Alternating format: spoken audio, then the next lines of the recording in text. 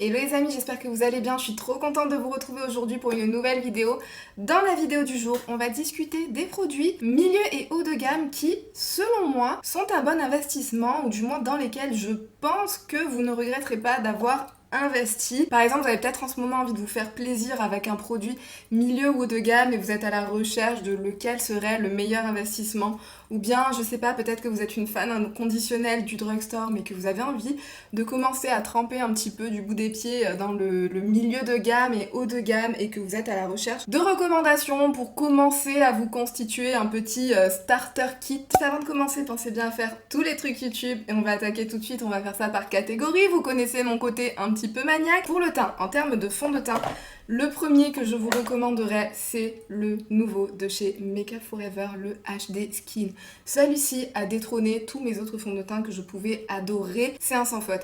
Je trouve que c'est le rare fond de teint qui a un vrai effet fond de teint quand vous l'appliquez, c'est-à-dire qu'il y a la couvrance, c'est-à-dire qu'il y a cet effet un petit peu plus, voilà, teint complètement perfectionné quand vous l'appliquez, teint flouté, teint HD comme ils nous le disent, sans avoir cet effet fond de teint qui peut être quand même un petit peu visible pour la plupart d'entre eux. Vous savez, on a beau dire, je trouve que le fond de teint, on peut toujours voir un petit peu quand même que vous êtes en train de porter du fond de teint. Celui-ci, je trouve que c'est celui avec lequel on voit le moins, j'ai envie de dire, que vous êtes en train de porter du fond de teint, parmi tous ceux que j'ai pu tester jusqu'à maintenant en tout cas, tout en vous faisant une peau. Mais alors une peau tellement belle. C'est de la magie en fait dans cette bouteille. Il vous fait un espèce de teint matifié mais quand même radieux, quand même lumineux. Il a cette façon de vous flouter le grain de peau. Vous avez une peau vraiment photoshopée. Il s'applique hyper facilement sur le teint, que ce soit au pinceau ou à l'éponge. Bien sûr, si vous venez tapoter un petit peu à l'éponge, ça sera encore plus fondu. Et il tient, mais il tient tellement bien. La révélation, et dire que j'ai failli passer à côté parce que je me suis dit, ouais, bon, c'est bon, on en a marre des fonds de teint maintenant, mais certains d'entre vous m'ont poussé à le tester et vous avez tellement bien fait parce que, honnêtement, c'est une révélation. Et je trouve en plus qu'il passe particulièrement bien en photo ou en vidéo. Il vous fait un teint, encore une fois, HD quoi, HD Skin, il porte tellement bien son nom. Et vu comment il a l'air d'avoir fait de l'unanimité, je pense que si vous le testez aussi, si jamais vous lorgnez dessus, ça sera un bon investissement. Je pense pas que vous le regretterez. Le deuxième que je vous recommande, celui-ci c'est un petit peu plus si vous êtes à la recherche d'un effet sérum sur la peau, c'est le NARS Light Reflecting Foundation. C'est un fond de teint sérum que j'adore. Il a la finesse d'un sérum, il a la légèreté sur le teint d'un sérum, tout en vous venant un petit peu vous flouter le teint, vous donner bonne mine, vous faire un grain de peau nickel. Il vous donne cet effet plumpé, il vous donne aussi cet effet de teint vraiment bien unifié. Ça c'est pour toutes les personnes qui aimaient bien le sérum teinté de chez L'Oréal mais cherchaient quelque chose, un poil plus couvrant, avec le même genre de consistance mais qui venait un petit peu mieux camoufler les imperfections, etc. C'est celui-ci, il est magnifique, il dégage un petit peu de lumière, il a un fini semi-mat mais il tient extrêmement bien. Juste attention aux peaux grasses parce que si vous êtes à la recherche d'un fond de teint qui va vous laisser un effet mat sur la peau sur la durée, ça sera pas celui-là. Et même quand ma peau recommence à briller, à reproduire du sérum, ça va pas migrer, ça va pas faire de taches et de traces bizarres ou venir dans les plis ou quoi que ce soit. Pour moi celui-ci aussi, c'est une pépite de cette année et je pense pas que vous le regretterez si jamais vous décidez d'investir dedans. Ensuite, on va passer à des anti-cernes et mes anti-cernes chouchou favoris de tous les temps dans les gammes milieu et haut de gamme, c'est le Born This Way Multi-Use Sculpting Concealer. Ça, j'ai beau tester plein de concealers différents, je reviens toujours à celui-ci. Je pense que pour moi, c'est toujours le numéro 1 à égalité avec celui de Anastasia Beverly Hills qui s'appelle le Magic quelque chose, le Magic Touch Concealer. Pour moi, ces deux-ci sont mes favoris. Ils ont cette texture qui est bien crémeuse, qui vient pas vous assécher le dessous de l'œil. Ils sont haute couvrance. Moi j'ai des cernes qui sont quand même assez foncées et du coup j'ai besoin de quelque chose qui soit haute couvrance et ces deux-ci sont juste parfaits sans venir vous assécher le dessous de l'œil, sans vous faire un effet trop chargé aussi au niveau du dessous de l'œil malgré leur haute couvrance. Ils viennent dégager un tout petit peu de lumière donc ça fait vraiment très naturel. Je dirais juste que celui de Anastasia Beverly Hills est un poil plus crémeux que celui de chez Too Faced. Donc ça c'est après en fonction de vos préférences. Qu'est-ce que vous préférez, quelque chose qui est un petit peu plus hydratant ou quelque chose qui sera un tout petit peu plus soft matte, ça fera peut-être la différence entre les deux. Ensuite, à quoi on va passer? Ah oui, on va passer à un petit produit, celui-ci c'est un correcteur. On nous dit c'est un brightening concealer. Moi je l'utilise sous mes anti-cernes qui par exemple des fois peuvent manquer un petit peu de couvrance. Je vous parlais de celui de Huda Beauty dernièrement qui sur moi des fois pouvait manquer un petit peu de couvrance en fonction de si je suis très fatiguée et mes cernes sont très foncées. Ce qui vient faire tout de suite la diff avec ce genre d'anti-cernes, c'est de mettre un petit peu de ce genre de correcteur en dessous. Moi c'est la teinte numéro 2 qui je trouve est parfaite pour camoufler des cernes foncées. Alors il faut en prendre très très peu. Ils nous disent que c'est un concealer, je ne vous conseillerais pas d'appliquer ça comme un concealer. Moi littéralement je fais ça. Je récupère à peine un point, genre j'effleure la surface du produit et la quantité que j'ai est largement suffisant. Je viens juste l'appliquer à l'endroit le plus sombre de ma cerne. Mais il faut pas en appliquer trop parce que sinon il va avoir tendance à vraiment vous faire migrer ce que vous appliquez par-dessus. Donc juste un tout petit point de matière. Vraiment seulement localisé à l'endroit où vous avez vos cernes les plus sombres. Et après vous pouvez appliquer n'importe quel anti-cerne par-dessus, du plus au moins couvrant. Vous aurez un effet nickel au niveau du dessous de l'œil. Donc les correcteurs c'est vraiment une très bonne astuce quand vous n'avez pas envie. Parce que je sais qu'en ce moment la mode c'est des choses qui sont beaucoup moins haute couvrance qu'avant. Et notamment dans les anti-cernes. Et donc du coup si vous avez ce problème comme moi, d'avoir envie d'avoir un anti-cerne qui soit beaucoup plus illuminé, beaucoup plus éclairé, mettre ça juste en dessous d'un anti-cerne beaucoup plus léger. De 1, ça vous permet de camoufler ce petit problème des fois de luminosité qu'on peut manquer avec des anti-cernes moins haute couvrance, et de 2, ça vous permet d'appliquer beaucoup moins d'anti-cernes et du coup d'avoir un effet beaucoup plus naturel au niveau de votre maquillage des cernes. Donc ça vaut le coup de se pencher sur ce genre de produit, et celui de Benefit, le Boing, est vraiment super pour ça. Ensuite, on va passer à des poudres, et les poudres, alors celle que j'adore, je parlais d'anti-cerne, on va parler de ma poudre préférée pour poudrer l'anti-cerne et faire en sorte que mes anti-cernes tiennent du feu de Dieu. C'est la poudre de chez Charlotte Tilbury, c'est la Airbrush Flawless Finish que j'ai en teinte numéro 2. Est-ce que vous voyez le pan qui commence à se creuser là par ici? Je l'applique tous les jours pour venir poudrer mon dessous de l'œil. C'est celle qui ne va absolument pas éteindre, venir ternir la luminosité que pouvait avoir l'anti-cerne, tout en venant le fixer à la perfection. Cette poudre est nickel. Elle vient aussi flouter. Si vous avez envie de l'appliquer sur le reste du visage pour vous flouter et pour vous matifier le teint, cette poudre est faite pour ça. Je vous dirais juste que si vous avez la peau grasse, c'est pas suffisant. Mais pour moi, celle-ci, je ne m'en passe pas. Juste, si vous attendez la poudre la plus matifiante du monde, ça ne sera pas celle-ci. Et deuxième poudre que j'ai à vous montrer, c'est une poudre de chez Dior Backstage. C'est la Face and Body Powder No Powder. Celle-ci, je me la suis procurée cette année et il me semble que j'ai oublié de vous en reparler depuis que je l'ai crash testée. Cette poudre, mais pareil, qu'est-ce qu'elle vous floute le grain de peau sans aucun effet poudré. C'est ça qui est incroyable, vous avez l'impression de n'avoir absolument rien mis sur votre teint. Elle vient se fondre, genre vous avez l'impression de ne rien avoir mis, sauf que votre teint est flouté. Donc vraiment cette poudre est incroyable, elle vous fait une peau nickel, un teint nickel. Je me répète, aucun effet poudré, donc toutes les personnes qui ont la peau un petit peu sèche et dont les poudres ont tendance à venir un petit peu accrocher aux zones de déshydratation, celle-ci je pense que vous allez kiffer. Par contre attention, les peaux grasses, c'est pareil, c'est pas non plus celle qui va matifier le mieux. C'est souvent le cas avec ces poudres floutantes, je trouve que c'est pas non plus souvent celles qui tiennent le mieux, qui vont matifier le plus longtemps, mais en tout cas qu'est-ce qu'elles font une belle peau. On va passer au bronzer. Bronzer aussi, si j'en ai un à vous recommander, que je pense à coup sûr, vous risquez de surkiffer, vous allez aimer, malgré son prix vraiment très excessif, mais au final il dure tellement longtemps que ça peut être rentabilisé. C'est le Airbrush Bronzer de chez Charlotte Tilbury. Déjà ce packaging est absolument divin, on est bien d'accord, et la poudre est aussi tout aussi divine en fait. C'est un bronzer mat mais qui n'a pas du tout d'effet terne, n'a pas du tout d'effet poudré sur la peau, c'est un effet airbrush, vraiment c'est totalement aérien, ça vous fait un teint soyeux et ça vous fait un teint bien bonne mine sans avoir aucune marque. C'est encore celui que je porte aujourd'hui, c'est quasiment celui que je porte au quotidien. Vraiment, je me force à utiliser mes autres bronzers parce que pour moi je pourrais utiliser celui-ci absolument tous les jours et ça me suffirait largement. Donc si vous êtes à la recherche d'un bronzer dans le haut de gamme et que vous savez pas trop sur quoi vous retourner, je vous recommande celui-ci sans aucune hésitation. Pour moi, c'est le meilleur. Et un autre bronzer pour la team crème, parce que pour les bronzers, je pense qu'il y a beaucoup de personnes qui aiment appliquer des produits crème. C'est le Rare Beauty pour moi le meilleur. En plus, il est un petit peu moins cher que celui de Charlotte Tilbury, mais il fait un tout aussi bel effet, je trouve, sur la peau.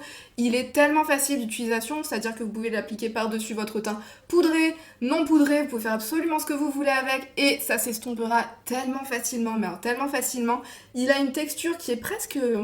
C'est pas du liquide, mais on dirait presque du liquide tellement ça glisse facilement et ça s'estompe hyper bien et ça vient sécher en fait sur la peau et ça vous fait un fini, vous voyez, comme du poudré mat radieux quoi. Donc ça vous plombe absolument pas le teint, mais du coup ça va faire en sorte que ça tient bien. Et ça fait des produits auxquels je pense en priorité quand je ne me dirige pas immédiatement vers mon airbrush de chez Charlotte Tilbury, donc je vous le recommande sans aucune hésitation. C'est une petite pépite de chez Rare Beauty. Les blushs, si je dois vous recommander des blushs dans les gammes milieu haut de gamme, là c'est un petit peu plus du haut de gamme que vous ne regretterez absolument pas d'avoir testé, je pense, ce sont les blushs de chez Pat McGrath. Les blushs de chez Pat McGrath à ce jour, j'en ai 4, j'en ai 2 dans un format mono, j'en ai 2 dans cette palette pour le teint. D'ailleurs cette palette pour le teint est encore disponible sur le site de Sephora et je vous recommande vivement de craquer dessus si jamais vous avez envie de tester parce qu'elle est canon cette palette. Alors je vais pas vous recommander spécialement de produits crème dans les blushs parce que je trouve que ces blushs-ci, pour moi, pour celles qui ont testé et qui sont dans la team produits crème, n'hésitez pas à me mettre si vous êtes d'accord ou pas dans les commentaires. Mais je trouve que ce sont des blushs qui, même pour les personnes addictes des produits crème, vous allez kiffer parce qu'ils ont presque un effet comme un produit crème en fait sur le teint, mais ce genre de produit crème qu'on aime bien, vous voyez qu'il n'y a pas de fini gras, qu'il n'y a pas de fini collant. Ceci, la facilité de travail, la facilité d'application, la facilité à moduler en fait. Ces blushs-ci conviendront à tout le monde. Que vous soyez fan de blush très neutre, que vous soyez fan de blush très coloré, que vous aimiez que votre blush se voit à peine, que vous aimiez que votre blush se voit bien sur vos joues, vous pouvez atteindre cet effet avec ces blushs de chez Pat McGrath. Pour moi, ils s'adaptent à tout le monde et quand je dis que ça ira même à la team crème, parce qu'en fait, ils n'ont pas du tout ce fini poudré sur les joues qui peut venir un petit peu accrocher aux zones de sécheresse ou quoi. En fait, c'est pareil, c'est encore ce genre de poudre qui n'ont aucun effet de poudre, de matière, de quoi que ce soit. Vous avez l'impression de ne rien avoir en fait sur le teint, juste vos joues qui sont colorées avec ces trucs-ci. C'est incroyable et ça vous fait une peau soyeuse, ça vous fait une peau plumpée. Ils sont magnifiques et vous avez des blushs qui sont un petit peu plus lumineux, d'autres qui sont un petit peu plus radieux, mais même ceux qui sont lumineux ne sont pas lumineux à outrance. Ça c'est la teinte Nude Venus qui fait partie de mes préférées. De toute façon c'est toutes mes préférées, je vais arrêter parce que c'est... Celle-ci c'est la Paradise Venus, je les adore toutes les deux, l'une autant que l'autre. Dans cette palette-ci vous avez le Desert Orchid et le Divine Rose, ils sont parfaits. Ces blushs-ci, je vous les recommande et je pense que c'est pas possible de se louper avec ces blushs-ci. Je suis d'accord qu'ils sont très chers, je suis d'accord que c'est un investissement, mais si justement vous êtes dans ce cas, vous avez envie de vous faire plaisir avec un bon produit, ceci, je pense que vous pouvez pas vous louper. Je pense que vous trouverez forcément une teinte qui vous plaira dans la gamme et que vous kifferez porter au quotidien parce que vraiment, ils sont à ce point excellents. Et j'ai quand même envie de vous proposer d'autres blushs. Ceux-ci, c'est des coups de cœur un petit peu plus récents, mais pareil, je pense qu'on ne peut pas se louper avec les nouveaux blushs de chez Benefit. Ils ont refait leur formulation, ils sont tellement canons, je vous en ai parlé il y a pas très longtemps, donc je vais pas non plus repasser une éternité dessus, mais ils vous font un effet tellement soyeux sur la peau. Ils ont cette facilité d'application, ils sont très bien pigmentés, donc allez-y mollo dans le pan aussi. Mais vous pouvez vraiment moduler l'intensité, vous pouvez avoir le genre de fini que vous aimez avoir en fait sur les joues, que ce soit du moins coloré, enfin du moins voyant en termes de teinte, vous voyez ce que je veux dire, aux joues bien colorées, bien fraîches, bien bonne mine. Ils viennent dégager un petit peu de luminosité, ils vous donnent ce teint radieux. Je porte aujourd'hui la teinte Shelly, même si je suis en train de me liquéfier parce que c'est la deuxième vidéo du jour que je suis en train de filmer et il fait 31 degrés chez moi donc je n'en peux plus, je vous le dis littéralement, je sais pas si mon make-up tient encore le choc, mais en tout cas si vous arrivez encore à avoir du blush, sachez que c'est le Shelly.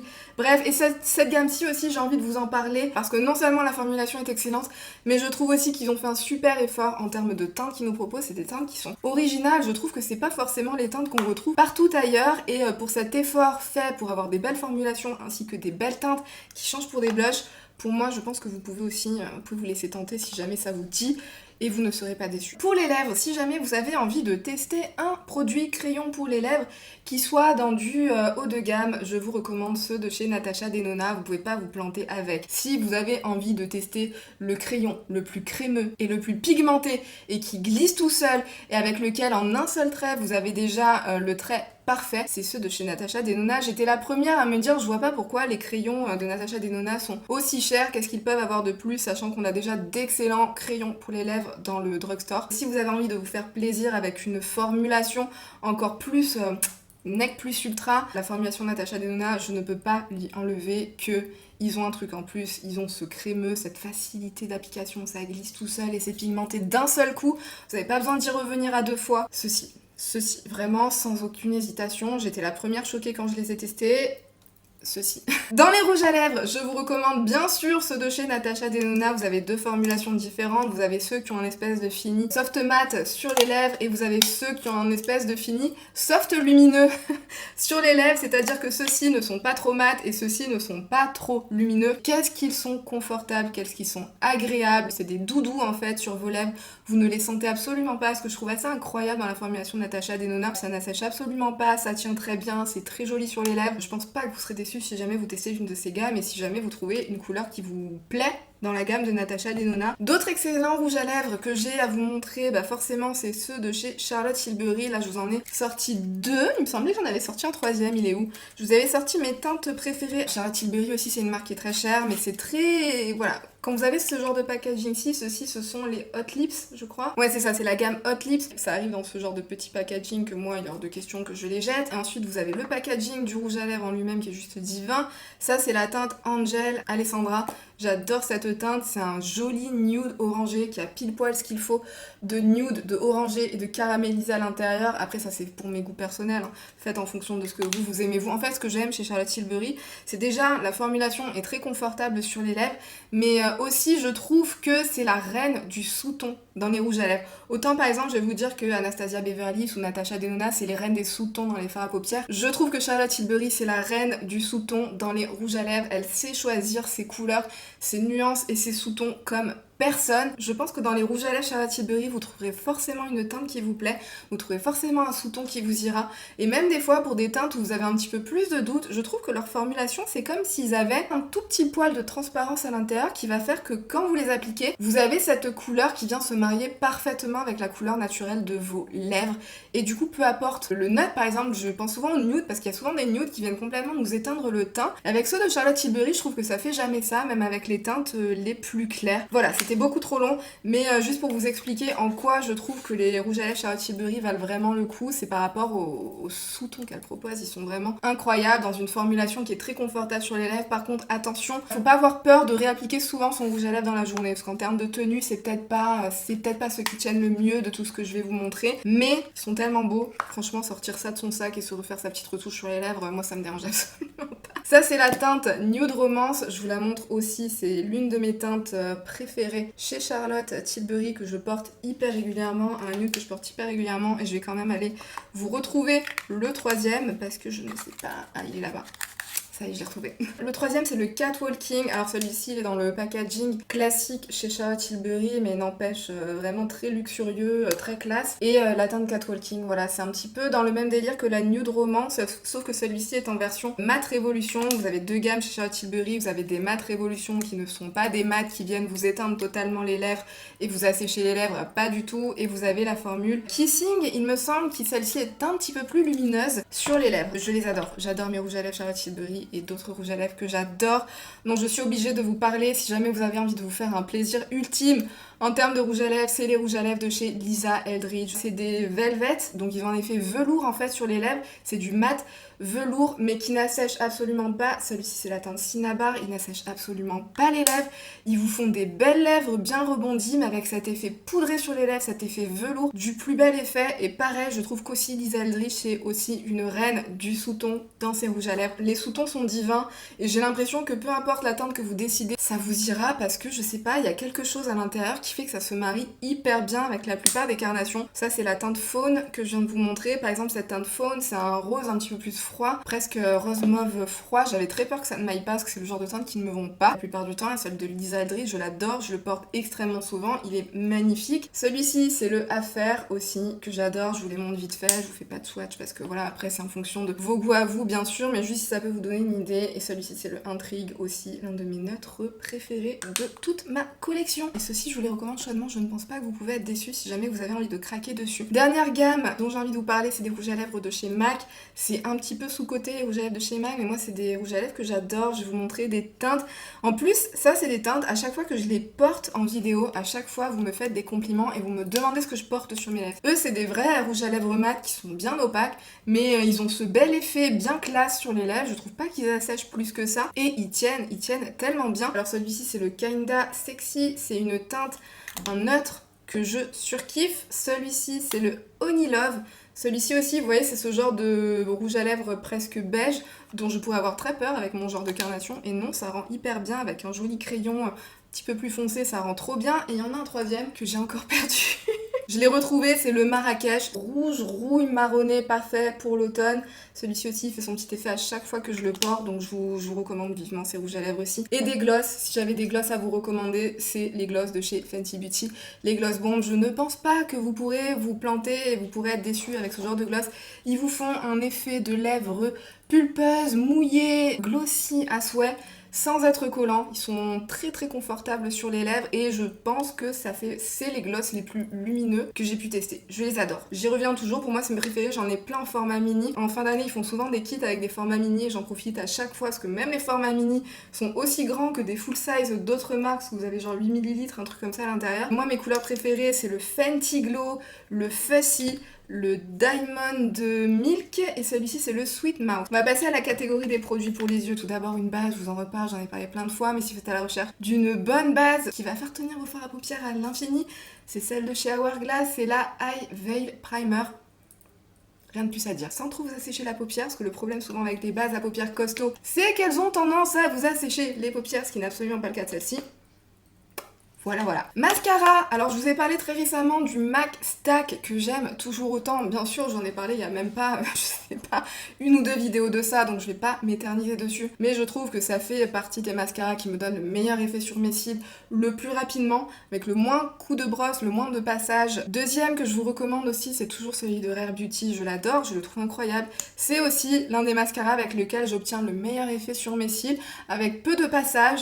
Et surtout, il tient extrêmement bien sans que ce soit un waterproof. Il a une tenue celui-ci, mais alors incroyable. Et il vous fait des cils incroyables et vous n'avez pas besoin de galérer 1000 ans à le construire. Je pense que ces deux-là, dans les gammes milieu de gamme, haut de gamme, c'est mes préférés. Ces deux-là, c'est mes préférés, c'est tout. Il n'y a pas à chercher plus loin.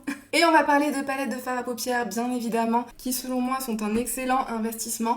Donc tout d'abord, si vous êtes à la recherche de quelque chose de neutre qui ne soit pas excessivement chaud, qui ne soit pas du neutre orangé, mais du neutre qui ne soit pas froid, la Soft Glam. C'est celle que je vous recommande. Elle vous permet de faire des looks pour tous les jours. Elle vous permet de faire des looks de soirée. Vous pouvez faire absolument ce que vous avez envie avec cette palette-là, tout en restant dans cette gamme de tonalités neutres un tout petit peu chaude. Vous avez quelques fards rosés qui font que vous pouvez faire des make-up vraiment très frais, très mignons, très cute et très glamour avec. Soft Glam, elle porte extrêmement bien son nom. À ce jour, quand on me demande de recommander une palette de neutre chaud mais pas trop chaud, c'est celle-ci que je recommande et pour moi c'est un basique. Notre palette dans le même genre que je pense que vous pouvez absolument pas vous planter avec, c'est la Glam Palette de chez Natasha Denona. Ça c'est par contre si vous avez envie de vous aventurer dans quelque chose qui est un petit peu plus froid. Et même si le froid vous fait très peur, sachez que moi aussi à la base je suis une personne que les looks dans les tons froids ce n'est absolument pas pour moi. C'est cette palette-ci avec une autre de chez Anastasia Beverly Hills mais qui est en édition limitée donc je vous en parle pas, mais cette palette-ci m'a fait changer radicalement d'avis. Mais alors avec cette palette-ci, je trouve que les make-up dans les tons froids, même sur une carnation avec des sous-tons chauds à l'intérieur, ça passe trop bien, ça fait des looks les plus glam possibles. Vraiment, pour moi, vous pouvez pas vous planter avec. Je sais pas s'il y a quelqu'un qui a testé la Glam Palette et qui ne l'a pas aimé. Si c'est votre cas, vous, dans les commentaires, n'hésitez pas à nous le dire. Comme je le dis à chaque fois, votre avis est tout aussi important que le mien et ça aidera tout autant la communauté que ce que je suis en train de raconter, hein, clairement. Mais voilà, c'est une palette qui est bien à ce point. Avec la formulation magnifique, divine, exquise de chez Natasha Denona, vous avez un super ratio entre les fards mat et les fards lumineux. Vous avez de quoi vous faire des looks absolument canon. Pareil, vous pouvez faire les looks les plus glam, au plus smoky, au plus léger et frais possible. Ça va vraiment bien dans toutes les gammes d'intensité. Cette palette est trop bien et si jamais vous avez envie de vous aventurer dans des palettes Natasha Denona qui sont un petit peu plus chères que son format mini. Si jamais vous avez envie d'un petit peu plus de couleurs mais de pouvoir quand même rester dans du neutre, parce que je pense que quand on n'a peut-être pas une grande collection dans le haut de gamme, milieu de gamme, etc., on a envie de palettes avec lesquelles déjà on pourra se faire des looks de tous les jours, donc je pense neutre, et des fois on a envie de s'aventurer un petit peu plus dans de la couleur, donc je suis obligée de vous parler pour la 40e fois ce mois-ci de la palette nouveau de Anastasia Beverly Hills. Celle-ci aussi, je pense pas que vous pouvez être déçus avec cette palette-là. Les formulations sont incroyables, elles sont encore meilleures que les formulations habituelles de chez Natasha. Je vous dis, la chaleur, faut que cette vidéo finisse vite parce que ça y est, je commence à dire n'importe quoi, que les formulations ABH habituelles, les teintes à l'intérieur sont exquises. Je pense que même si vous n'êtes pas fan de verre, les verres qui sont dans cette palette-là, ce sont des verres qui sont très neutralisés, donc qui passent très bien pour tous les jours. Même les fards un petit peu plus duochrome, c'est ce genre de duochrome qu'on voit un shift, mais c'est pas non plus ce genre de shift où on se dit waouh, j'ai pas envie de porter ça pour aller, je sais pas, au boulot ou acheter du pain. C'est vraiment des fards qui sont très portables, mais qui sont suffisamment travaillés, qui sont très bien travaillés, très bien recherchés, qui font qu'ils ont cette petite touche exceptionnelle qui fait que cette palette, pour moi, c'est un énorme banger de cette année, et je pense pas que vous pouvez être déçus avec cette palette-là, à part si absolument vous ne pouvez pas vous voir le vert en peinture. On est bien d'accord. Et ce que j'aime beaucoup aussi avec cette palette là, c'est que vous pouvez à la fois vous faire des looks neutres, des looks un tout petit peu plus colorés mais sans que ce soit non plus too much. Vous pouvez faire des looks dans les tons chauds, des looks dans les tons froids. Vous avez absolument tout ce qu'il vous faut dans cette palette là. Je pense pas que vous pouvez vous planter avec cette palette-ci, sincèrement. Après, vous savez que moi je suis dans la team vert, donc voilà. Mais je pense que même en essayant de rester objective, en mettant de côté le fait que je sois dans la team vert, je pense que cette palette là pourra plaire à beaucoup de monde. Et je vous en mets une autre un petit peu dans cette catégorie, mais celle-ci j'ai un petit peu plus de réserve parce qu'il faut que vous aimiez ce genre de tonalité rosé mauve. C'est la Rose Quartz de chez Huda Beauty. Je vous la mets dans cette vidéo aussi parce que je pense pas que si vous la testez que vous serez déçus par cette palette là parce que la qualité est vraiment exceptionnelle. Mais il faut aimer ce genre de color story. Sachez que ce n'est pas aussi rose qu'on peut penser. C'est des looks qui seront un petit peu plus mauve, un petit peu plus violet, mais tout en étant aussi assez neutralisé. Vous voyez, ça reste quand même un petit peu neutre, mais il y a quand même une petite pointe de coloré. Vous avez de quoi vous faire des looks un petit peu plus bling bling si jamais vous en avez envie, avec 3 fards incroyables qui sont des toppers pailletés duochrome, des fois avec plusieurs reflets à l'intérieur, donc presque multichrome, qui sont du plus bel effet sur la paupière. Vous avez la formulation de lumineux vraiment incroyable de chez Huda Beauty classique. Vous en avez des fards qui sont un petit peu plus nacrés, donc vous pouvez vraiment varier le genre de fini que vous aurez sur la paupière. Vous pouvez varier le genre de look que vous aurez sur la paupière. Vous pouvez avoir des plus simples, discrets au plus bling bling et waouh.